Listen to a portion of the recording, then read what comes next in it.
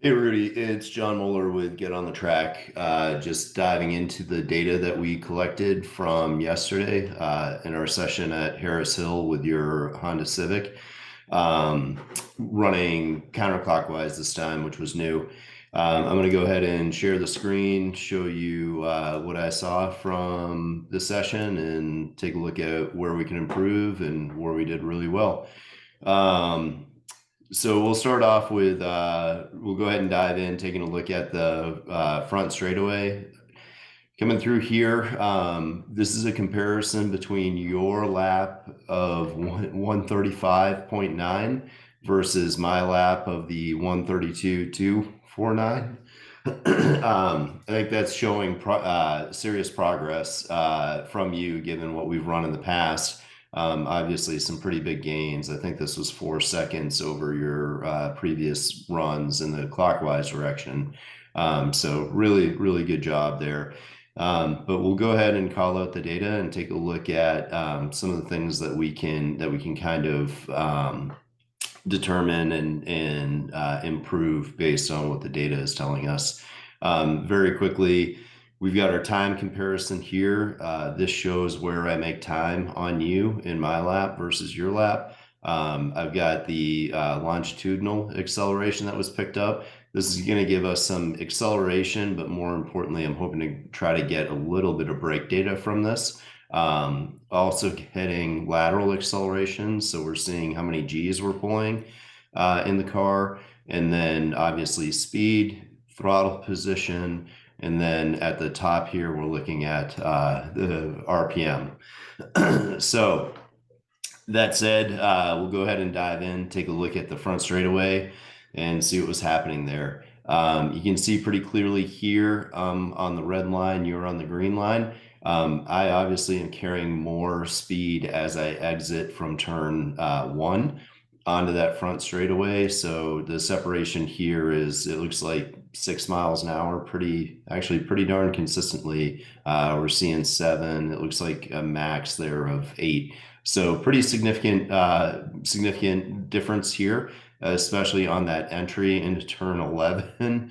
If we dial in a little bit here, I did have this set up to view on satellite. Let's take a look if that renders or not.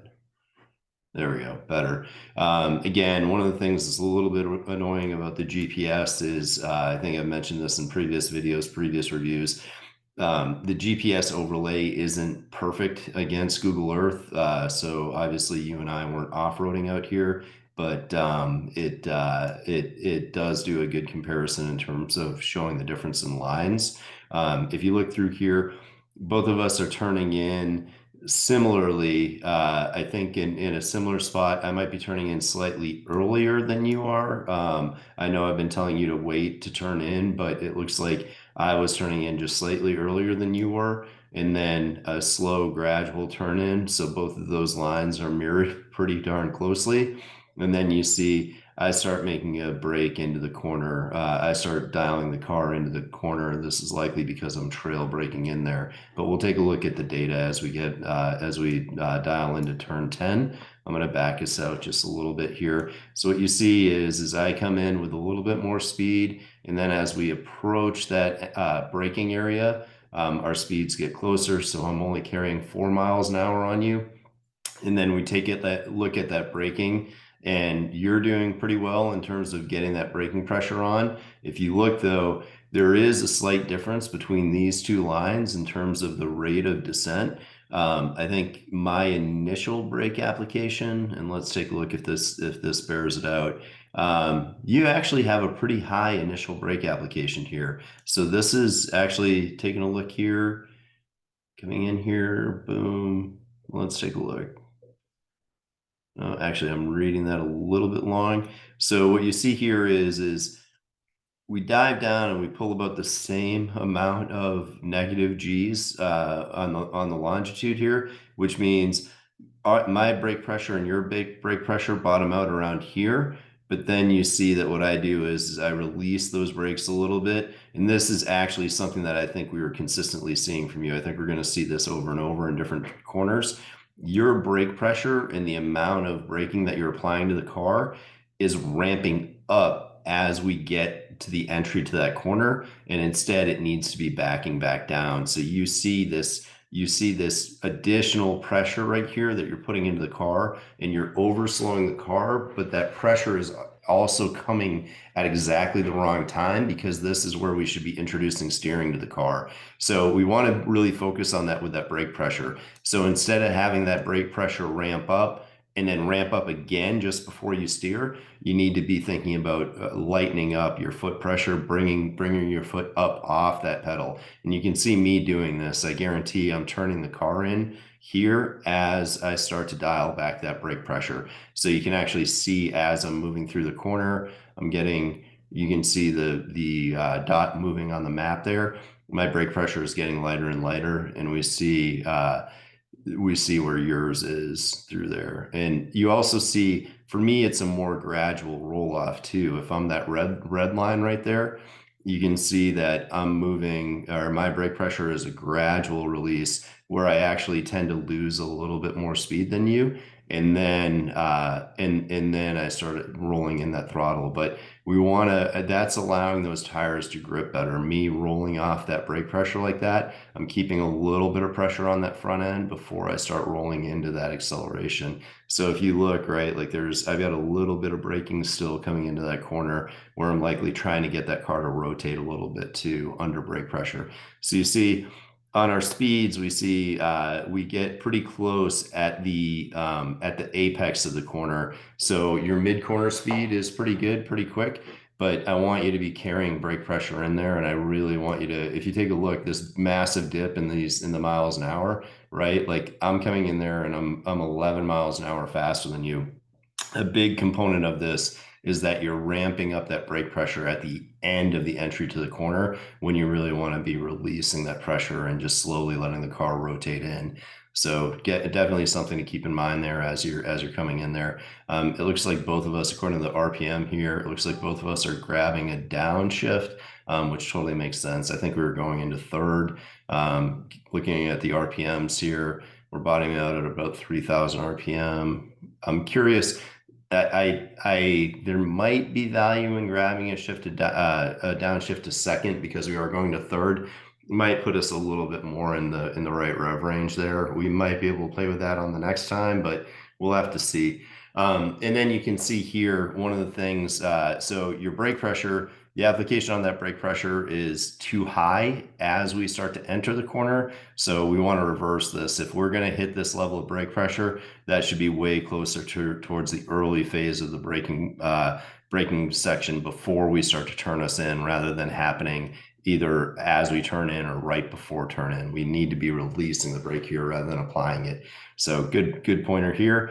But then taking a look at the RPM, we can see it start to build. Look at the throttle application here. Mine isn't ideal, but and actually I'm going to give you kudos here. I'm going to give you some credit here, because the one thing that you're doing well that I likely am not doing, I tend to try to go to the throttle too early, and that's something to consider.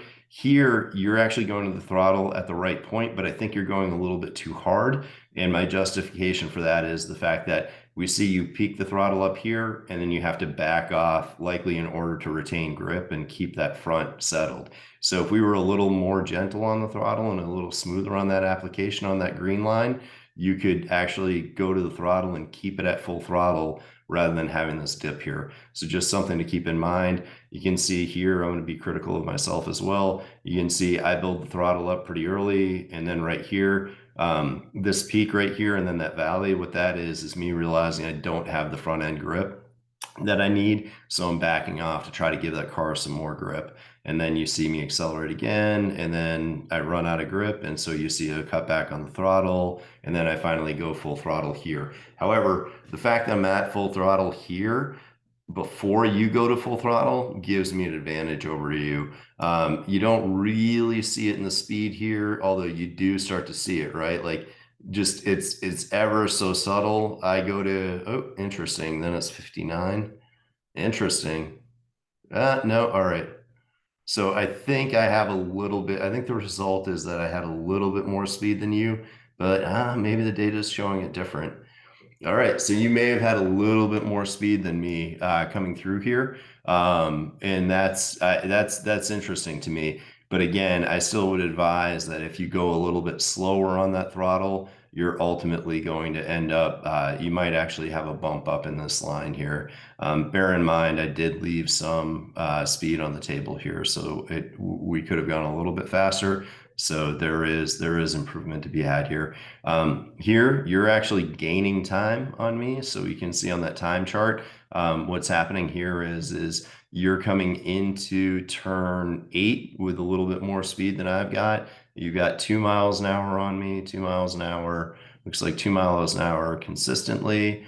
And then honestly, you're doing really well here as well. And then um, I'm seeing consistently a little bit more speed, a little bit more speed. And the difference here is that I actually end up bleeding some speed off at the entry to turn 8. You can see it here, like we swap, right? So you've got 3 miles an hour more than me, 2 mile, 3 miles, two.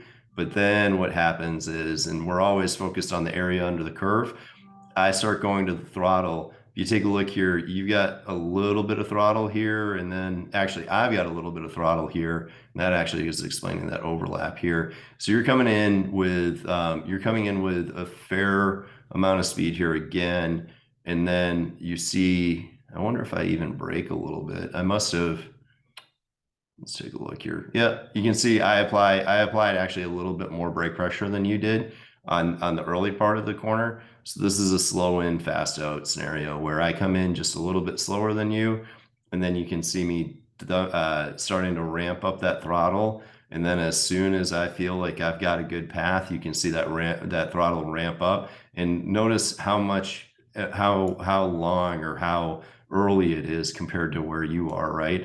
I ramp up the throttle here and I'm totally confident in staying in that throttle. And as a result, I probably gain, I don't know, 200 meters on you, in which actually 200 feet. Sorry, that's a different measurement. But 200 feet is still significant, right? So I'm still on that throttle, probably 200 or at least 100 feet before you are.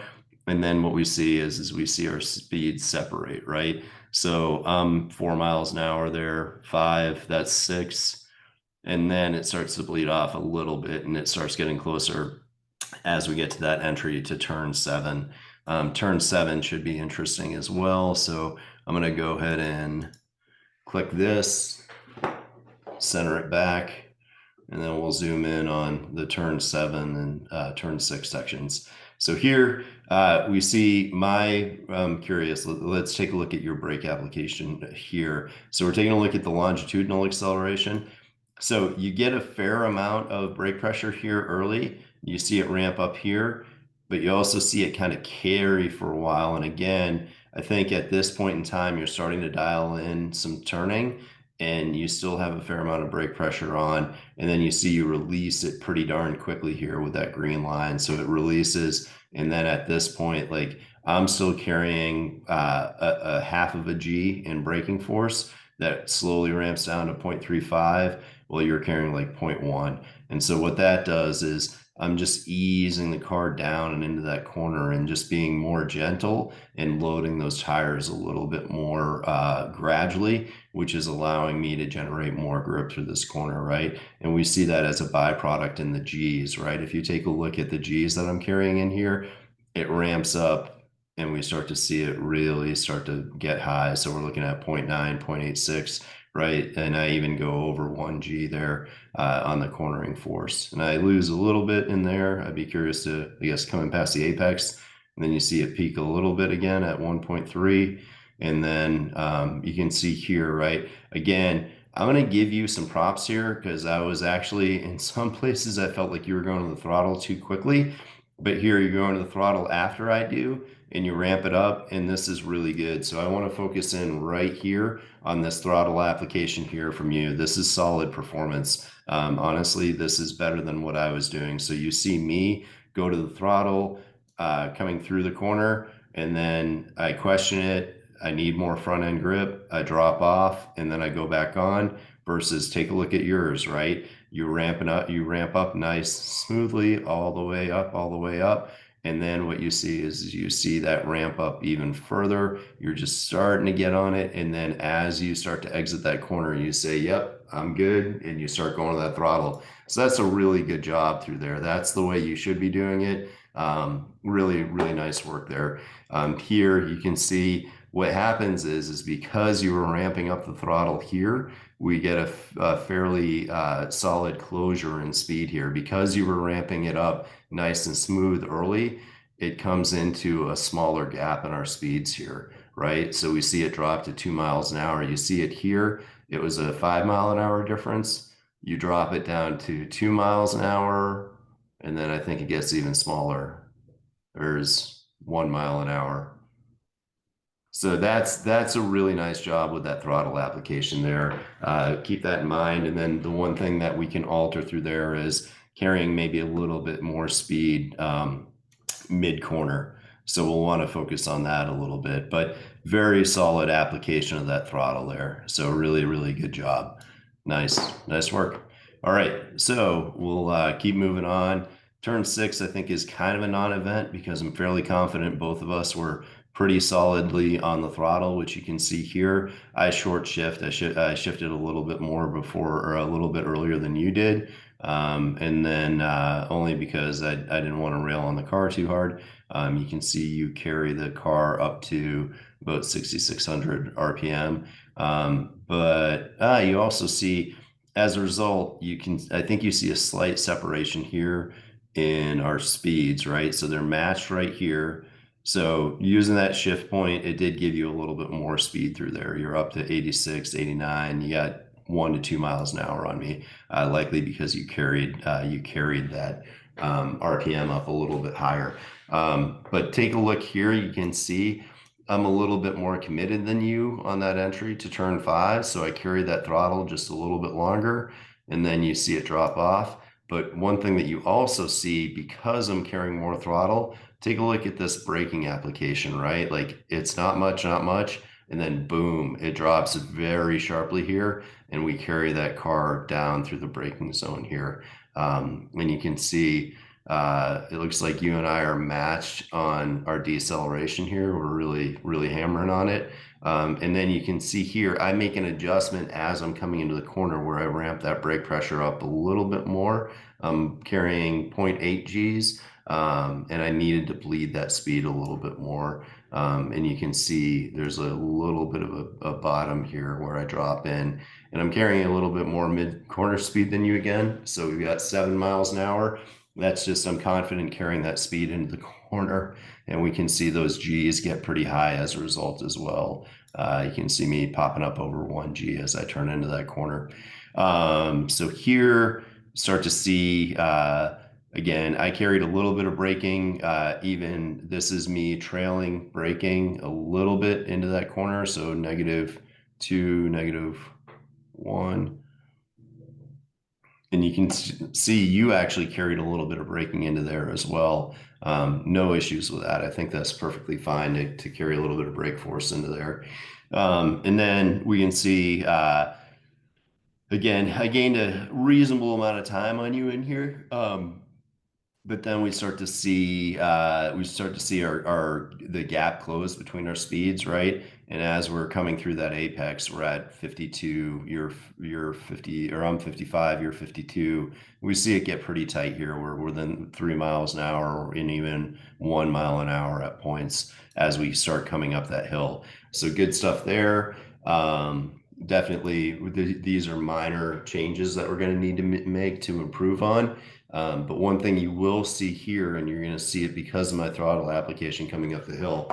When I come up that hill, let's see how good the line shows us here.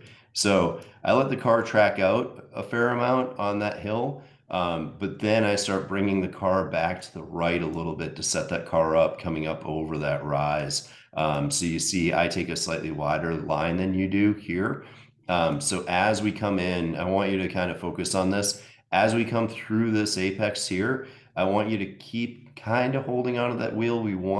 When I say holding onto that wheel, I want to keep some right turn dialed in. I don't want to dial out the right turn. You may have to open the wheel just a little bit, and I realize that's a little bit contradictory, but basically what we're trying to do is we're trying to let the car run as wide as it needs to, while still carrying the car a little bit to the right as we come over that rise. And that's going to allow us to get a slightly better, slightly wider line into turn 4. So it's all kind of a compromise. I want to be able to carry as much speed as I can possibly carry up and over this hill. And then I want to bring the car just a little bit right in order to carry a slightly wider line into turn 4, which sets me up for better acceleration down the hill. And hopefully that'll prove out or vet out with my throttle application here. Although maybe not, given what I'm seeing here. You see me, I give a nice bump to the throttle here, right? Boom. You see me starting to apply that throttle coming up the hill, and I'm carrying that throttle with a little bit more aggression than you do. What's interesting is, and this is one place where I want to be, this is one place where I would accuse you of going to the throttle too hard, too early. You can see I'm feathering it here and kind of giving some up because I know I need more front grip. I believe that when you're applying the throttle here, you're actually getting a fair amount of understeer, causing that car to not be able to grip as well. Let's take a look at if any of this maps out here. Boom. I don't know. I'm curious to see. I think you may be turning the wheel too much. I think you may need to unwind the wheel a little bit so that you're not forcing the car in and trying to. I think you're effectively overdriving the tires here. You're applying a lot of throttle, and I suspect you have a fair amount of steering angle dialed in, which we can't pick up because we don't have a steering angle sensor, unfortunately. But so I would be more tentative with your throttle application coming through that apex and coming up the hill. But I also, part of it is because you aren't carrying enough mid corner speed here. You're trying to make up for it by applying that throttle earlier. So if we enter that corner, if we carry a little bit more speed through that entire corner, you're going to have to be gentler on that throttle as we come past that apex and come up there. So coming up the hill, we see a little bit of a separation here under we see a bit of a separation as I come up over the hill in speed because I'm applying that throttle and holding that throttle as I come up that hill. And then you see me hold it longer than you do and then drop off, boom. And then, excuse me, coming through here, kind of curious to see what's happening.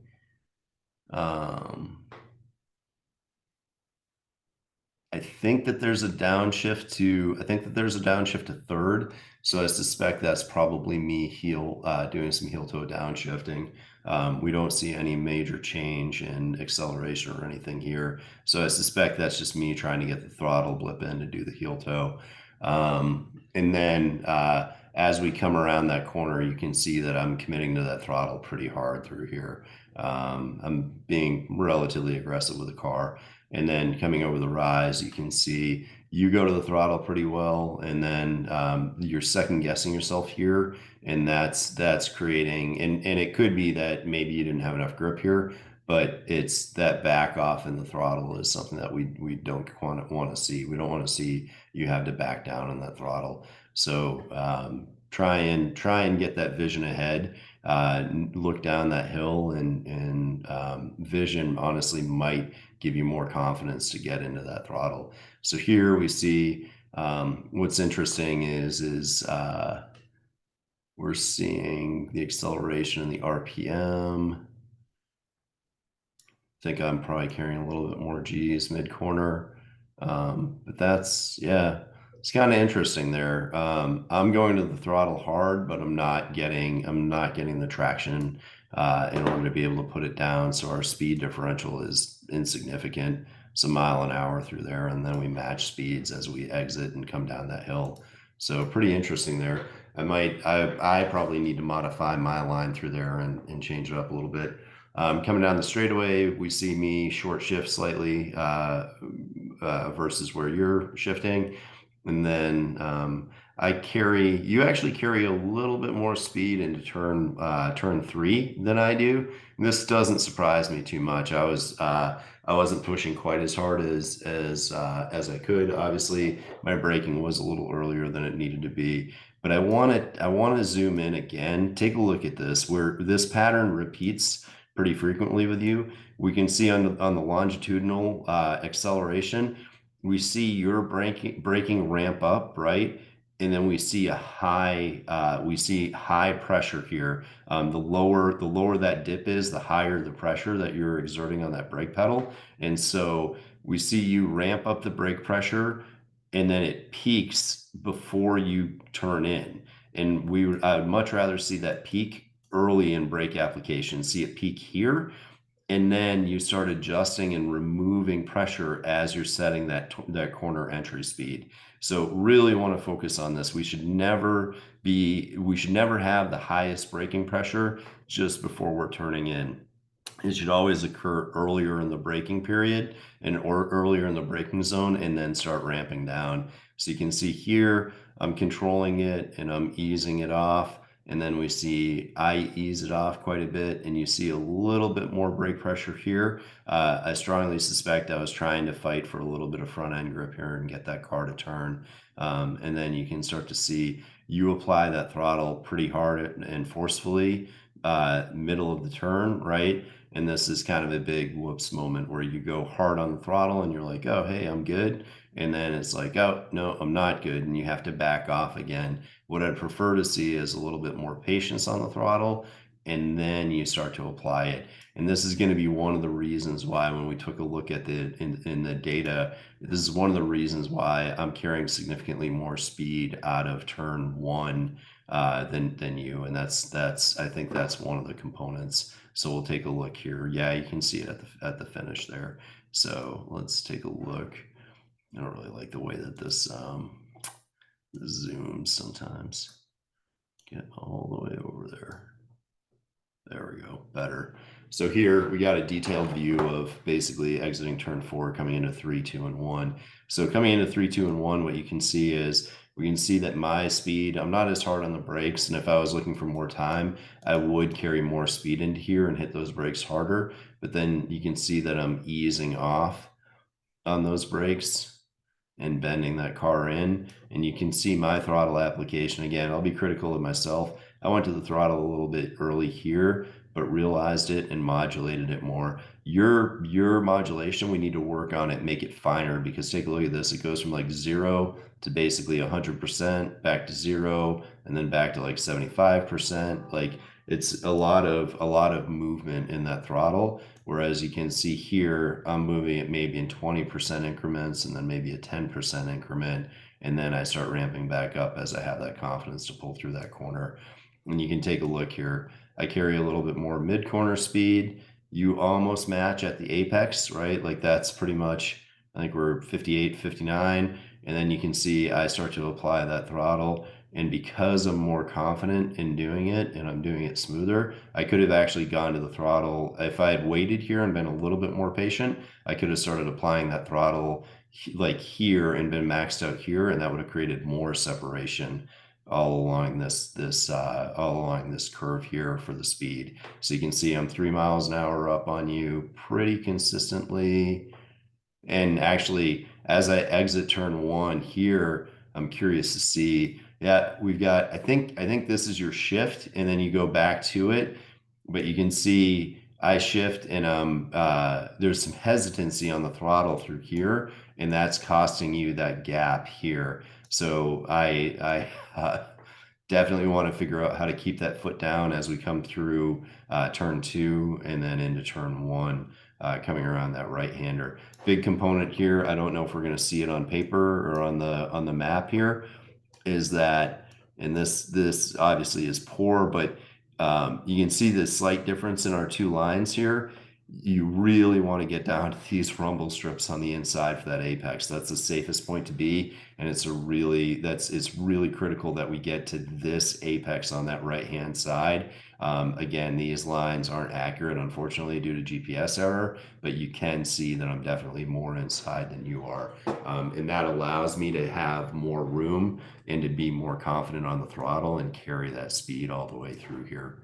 So I think those are the key points here to keep in mind. The big thing is, right, is when we're seeing that brake pressure, we need to see that brake pressure ramp up early. So if this was flipped, I don't think there's an easy way to do this, but if this was flipped, we would see hard braking pressure here and then softer braking pressure early rather than another peak here. I don't want to see that. That's definitely something that we need to change as we're adjusting and going faster. We saw that here as well, right? So this is significant going into turn 10. It's like that brake pressure, that pedal pressure, or that foot goes down more as you start to turn that steering wheel in. We need to reduce that and possibly eliminate that as much as possible. And then throttle application, I will give you credit. Really nice job in some of these areas. We're seeing nice low input, but I would like to see less modulation from you in some of these spots where we're seeing relatively big changes in that throttle input. I'd like to see a little bit less, a little more subtlety as we do that. Overall, really nice job. That 135 is no joke, or 130, 135.9. It's still officially at 135. We're going to be chasing, I think the next time we'll be chasing faster times, but I really want to get more focused on how to handle that brake pressure and practicing that. Hopefully next time we won't be dealing with brake fade. So have a good one. Let me know if you got any questions, and look forward to getting out with you on the next one.